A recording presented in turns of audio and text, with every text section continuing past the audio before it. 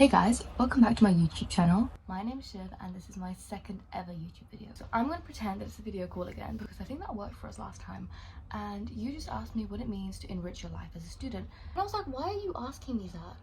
But then you were like, you're bored, you're unfulfilled. And then I was like, okay, I get it. Let's break it down together because it can be so hard to know what it means, first of all, to live a well-rounded life on your terms.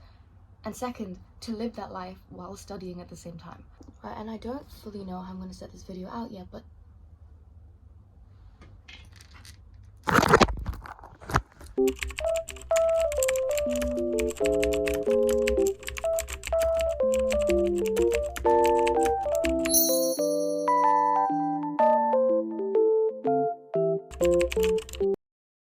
right, so let's get started.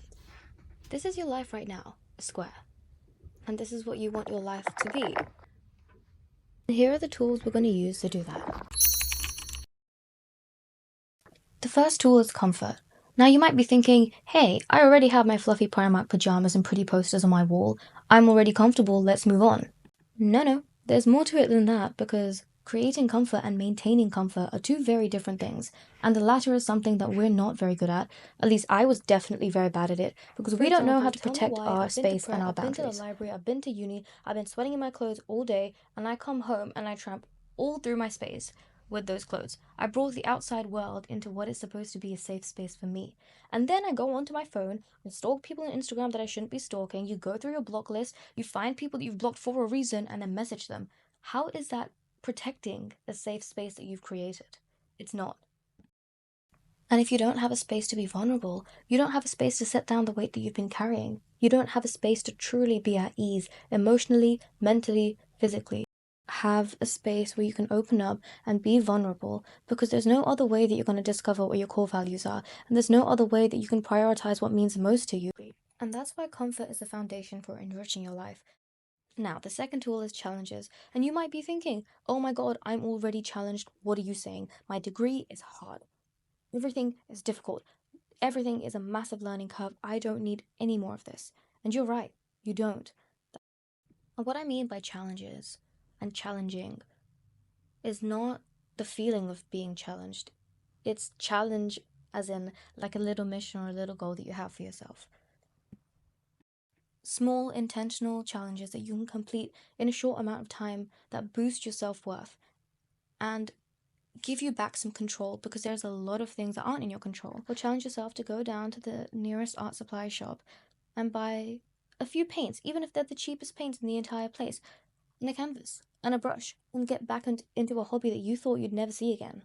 And that turns into organizing your life around these things that you love, that you've chosen to do because you had the courage to challenge yourself to do small things. And now you know that you can handle anything thrown at you because you can break it down. So I'm giving you 30 seconds right now, 10 things that I know that you're thinking of.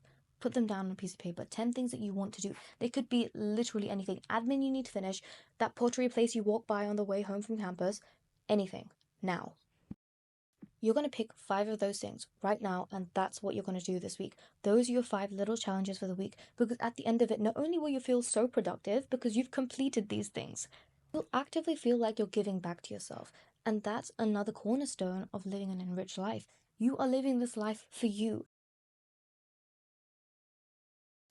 The third tool is reflection, and I know this is a no-brainer because duh, you probably saw this coming. Of course, I was going to talk about journaling or for reflection, writing down stuff that you've done, ways to feel like time isn't passing you by, that you're not a passive bystander in your own life, and that you've actually got some control over the things that happen.